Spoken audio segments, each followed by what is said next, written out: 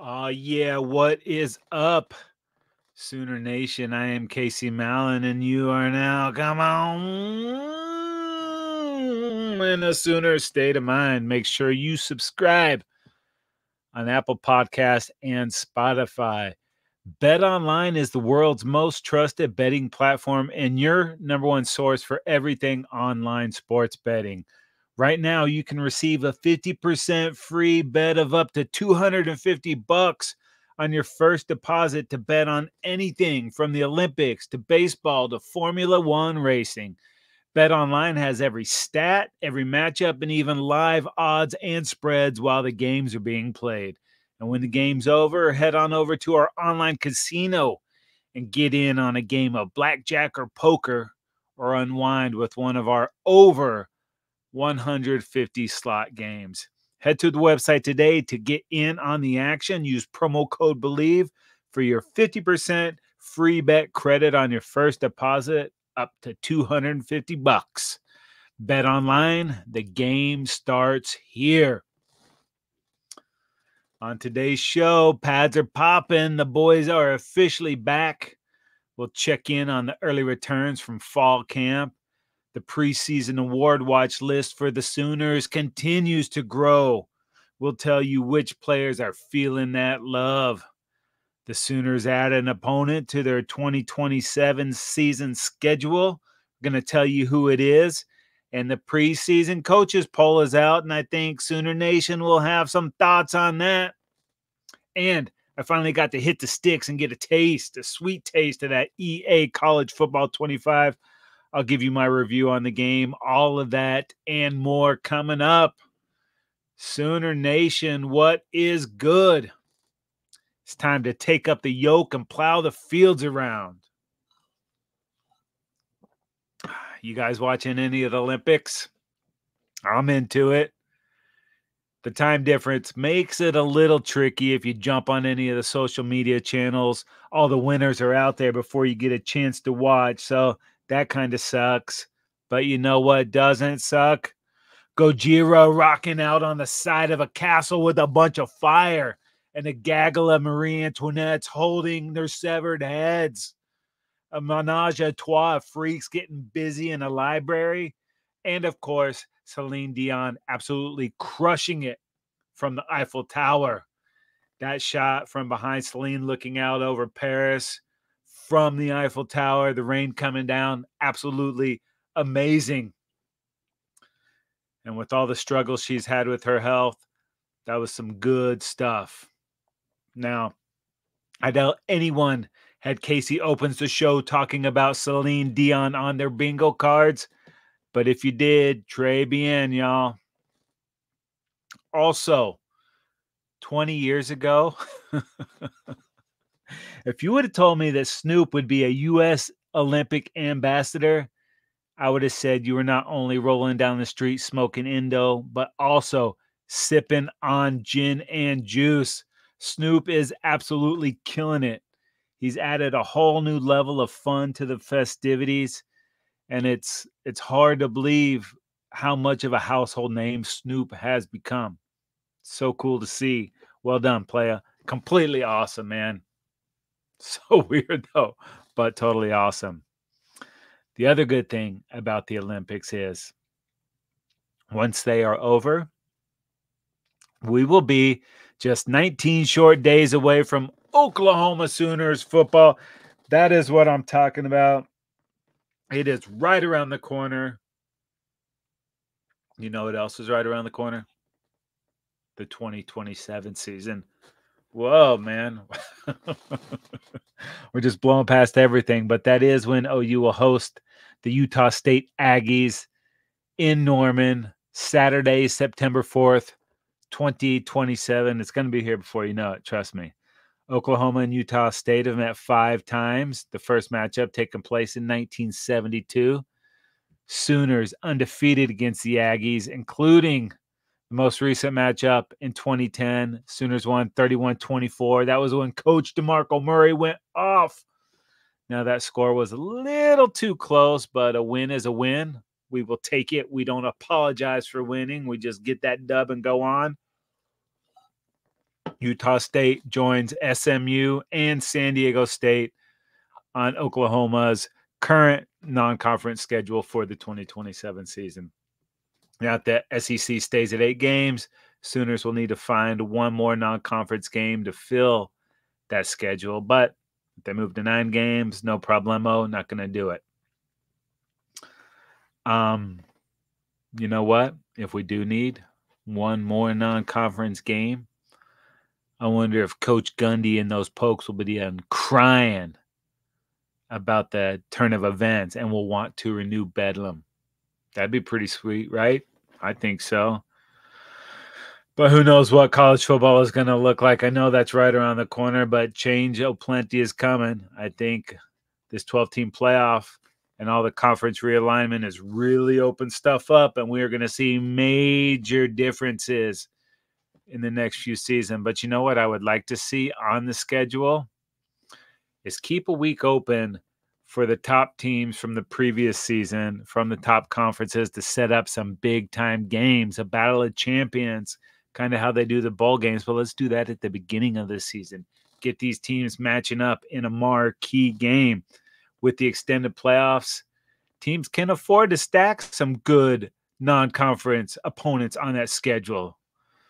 So as long as all the teams are doing it, why not? I think it would be rad. Add some fun to the schedule. Add another great game. All for it. Now, the last time we met, we were talking about how Danny Stutzman and Billy Bowman were making the first team all-SEC team. There's some more Sooners making some more lists. Jackson Arnold made the Maxwell Award watch list. That's given to the nation's best all-around player. 3 Sooners have won that award since its inception in 1937. We're talking Tommy McDonald in 1956. I know you guys remember that. Jason White in 2004. Of course, Baker Mayfield in 2017. Hopefully, JFA will be the 4th Sooner to win that award. Go ahead and dial up a couple more for Stutz, too. The senior linebacker named to the Nagurski Award preseason watch list, along with his teammate Billy Bowman, who was also named to the Walter Camp preseason All-American team. And now Stutz has made the preseason Walter Camp Player of the Year watch list. That Walter Camp Player of the Year award is given annually to the College Football Player of the Year as decided by the FBS head coaches and sports information directors, whatever the hell that means. The award is named for Walter Camp, an important, influential figure in the development of the sport. Stutz was one of 50 players to make the watch list and one of only 9 defensive players to make that. That's pretty good. Speaking of pretty good, Billy Bowman is pretty good. He's actually better than pretty good. He might be the best at his position in the country. He was named to the Jim Thorpe Award watch list. Got the shaft on that last year. I'm going to go ahead and book that for my guy right now. He's going to do it. Gavin Sawchuk making a couple watch lists too. He's on the Warfel Trophy watch list and also just made the Doak Walker Award watch list. That is pretty sweet for a dude, Sawchuk. Offensive lineman Branson Hickman's named to the Outland Trophy watch list for all the controversy, whatever, surrounding the offensive line. There is a lot of talent there. And, of course, Luke Elzinga was named to the Ray Guy Award watch list. That's for the nation's best punter. And all these watch lists are awesome, but all these cats have their sights set on some different hardware, though. The kind that comes around in the middle of January. Used to say the beginning of January, but now it's the middle because we got the 12-team playoff, and it is going to be sweet. And that process has started, working towards the middle of January, trying to play some football in January. And it all started with the Sooners opening up fall camp, starting to see some of that video matriculate out of there.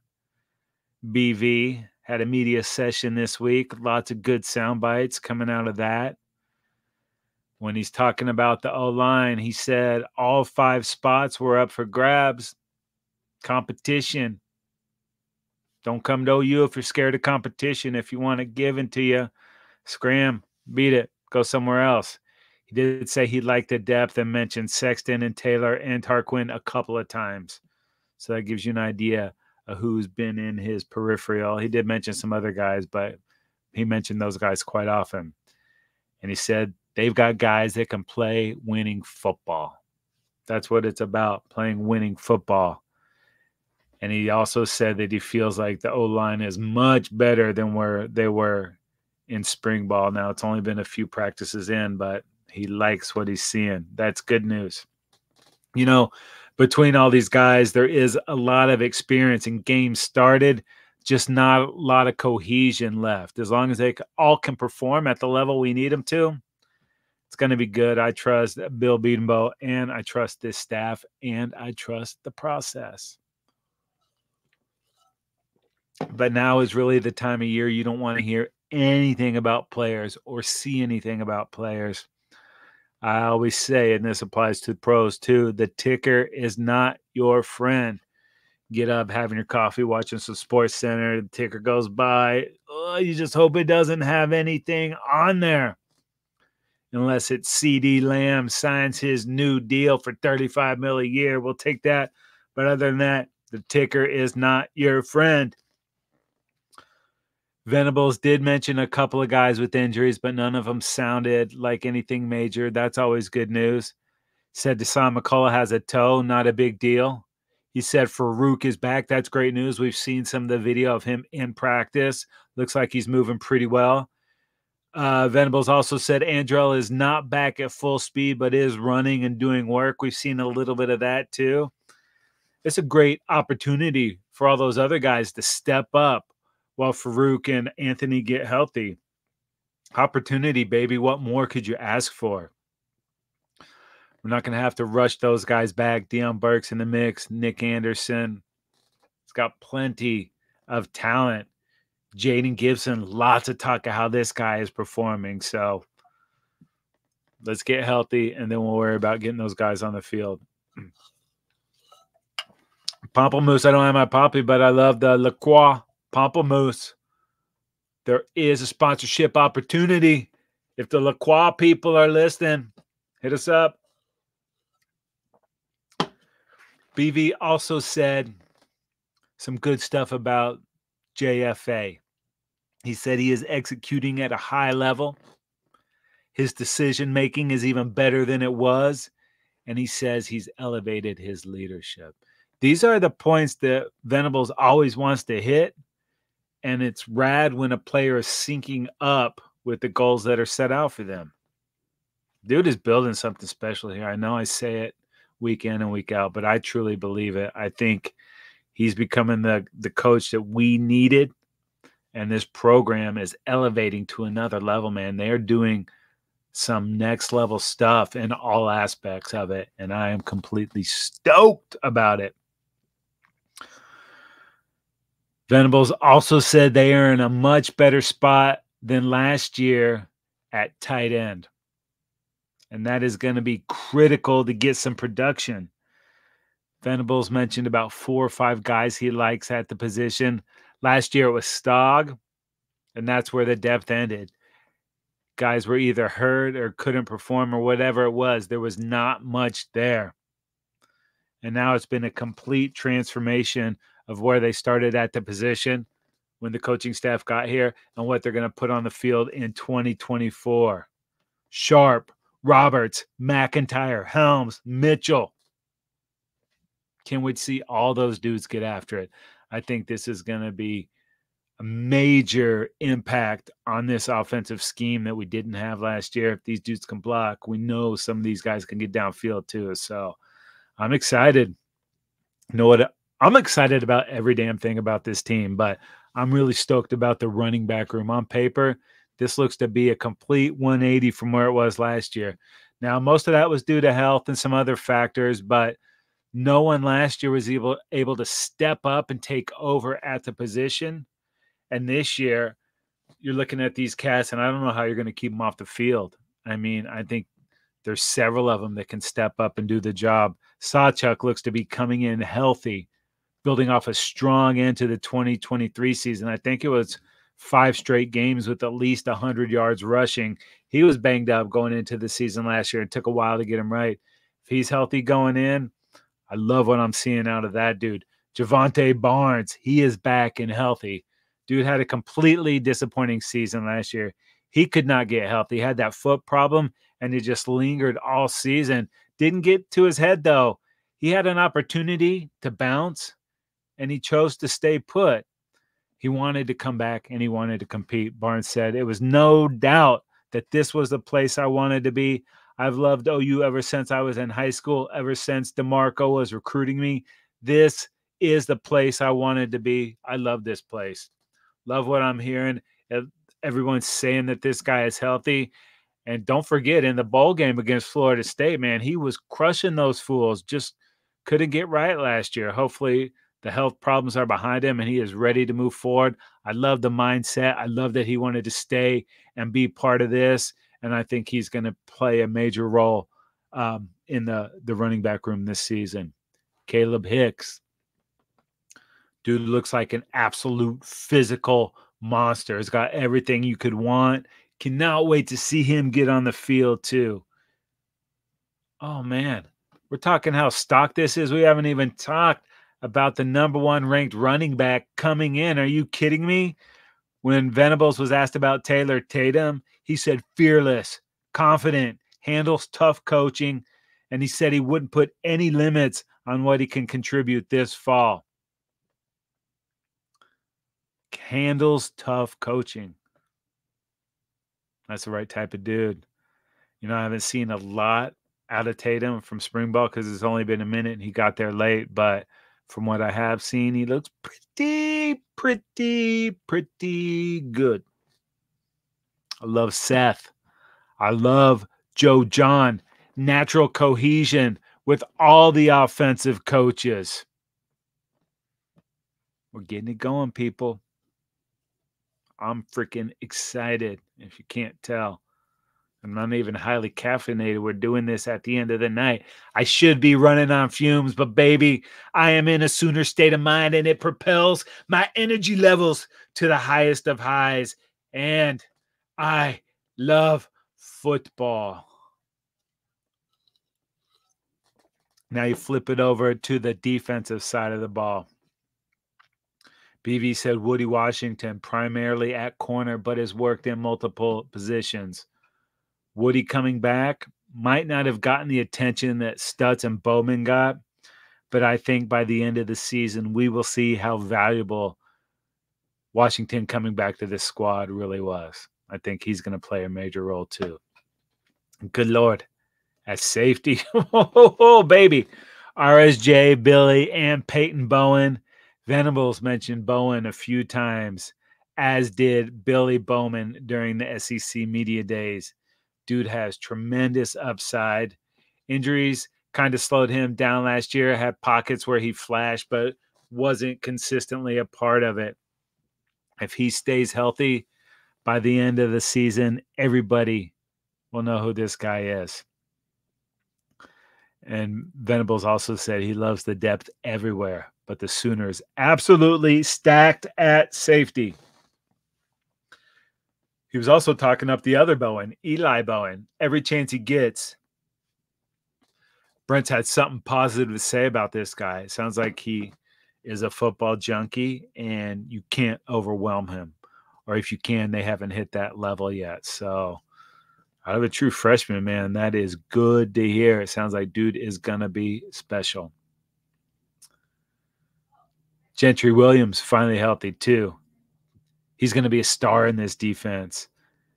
Venables said he expects exponential growth this season from Gentry Williams. I'm excited to see what that dude can do healthy. Just it was kind of stop and go all season with him. I had a lot of positions last year just they couldn't get the flow due to injuries or whatever. Now we're stacking that depth at every position. If someone goes down, next man up is going to be able to come in and contribute at a high level. That's churning that roster. That's getting the right people in. PJ's looking jacked too. You seen oh my God, this cat is yoked. He is ready to wreak havoc out there. I would be shocked if dude doesn't absolutely beast all season long. Speaking of beasting, Dominic Williams, this cat likes to work, loves competition, humility, respect for the work. My man BV says it all. And Williams had a lot of good things to say about both David Stone and Jade Jackson. Williams said, it gives me chills right now talking about it because knowing that OU is in their hands in the next couple of years is going to be something amazing. They're just doing a lot of things that veterans can do. And it's just like me and them. We still have to learn the playbook and things like that, but it's just seeing the skill level and the talent that they have at such an early age is amazing. Giddy the F up, people. That is what I am talking about. Talent is there. The scheme is there. The players are there. The coaches are there. It's all there. Just got to put it together. Venables also mentioned that foundation that they've built over the last 2 years. Of course, they wanted early success, but the build, the process, the transformation, the big picture always took priority over immediate dividends.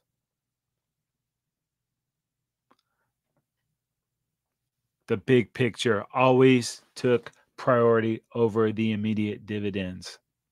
Just like in life, nothing comes easy, nothing comes quick. You got to do the work. BV said there's over 50 freshmen and sophomore scholarship players on the team. That's a youth infusion, and you know how they've been recruiting, stacking class after class. Only 5 scholarship players left from year one. Now we can start pinning the success or the failure of this program on BV. He's got his players. He's got his coaches. The university is running the things the way he wants it to.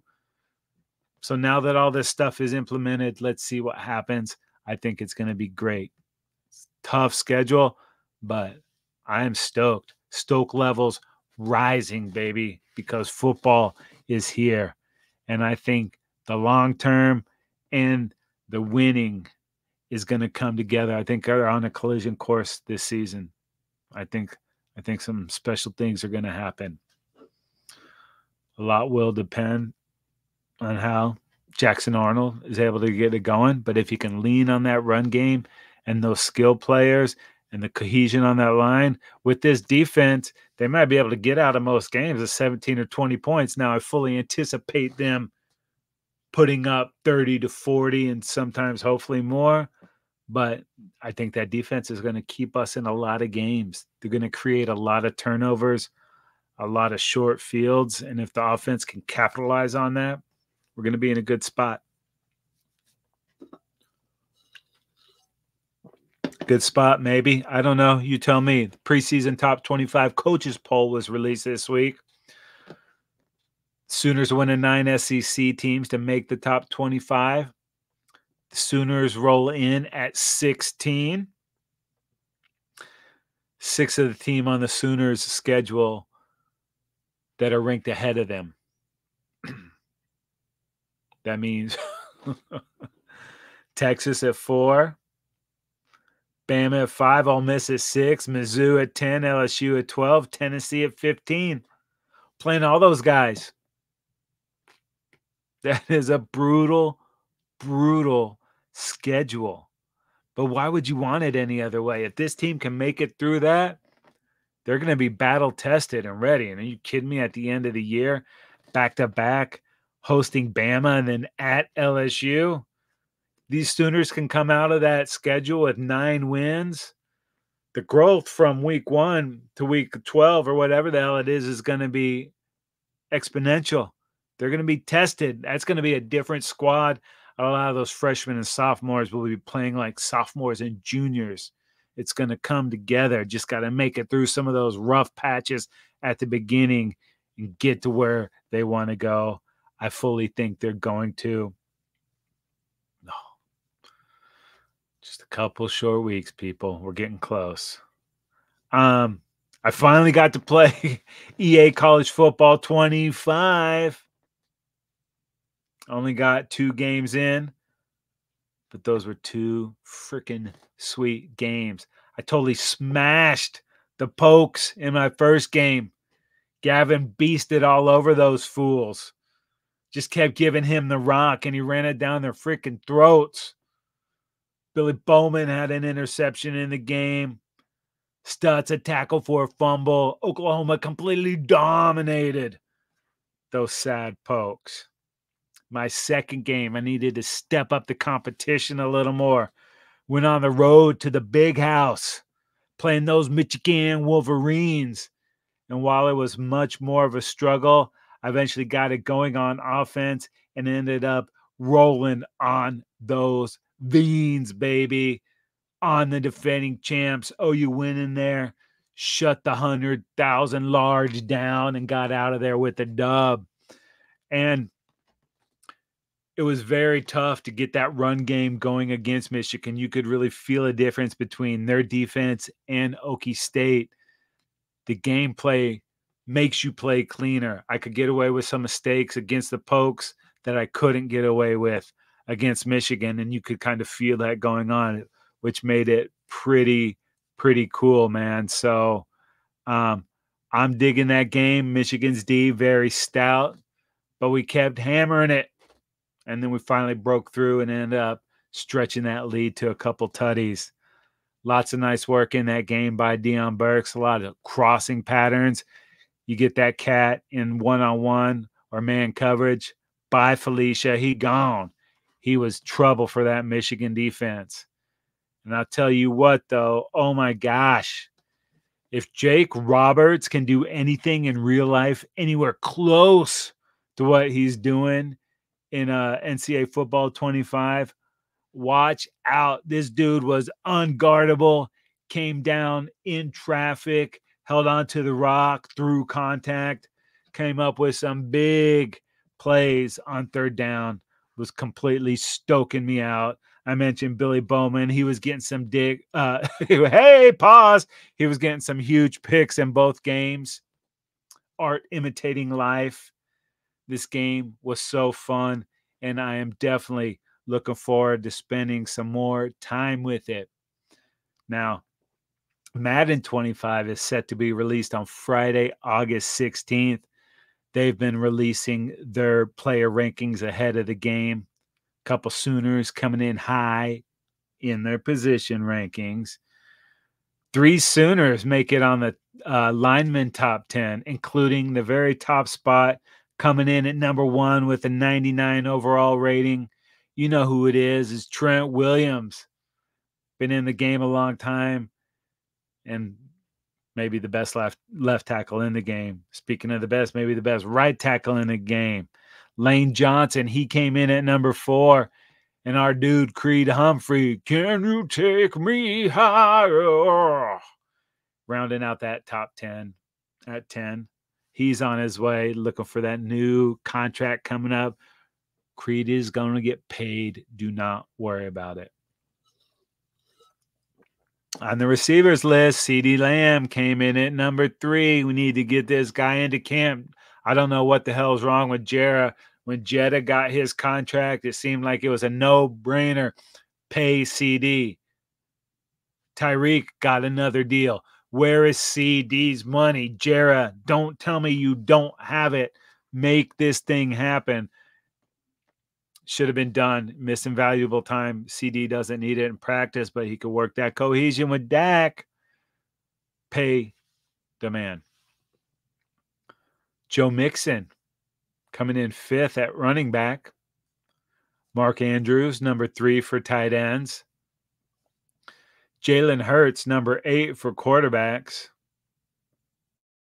They weren't showing Baker or Kyler any love. Rude, EA. But you know what? Baker will probably just use that as motivation, as he does with everything, so that might be a good thing for him. You know what else is good? Oklahoma Sooners football. Oh, baby, we are so close. Friday, August 30th. That is when our Sooners host the Temple Owls under the Friday night lights. Clear eyes, full hearts, can't lose, and I can't wait. Make sure you like and subscribe to Sooner State of Mind. It's right there on Apple Podcasts and Spotify, Amazon Music, everywhere, people. Go get it. Hey, Alexa, play Sooner State of Mind podcast. Boom.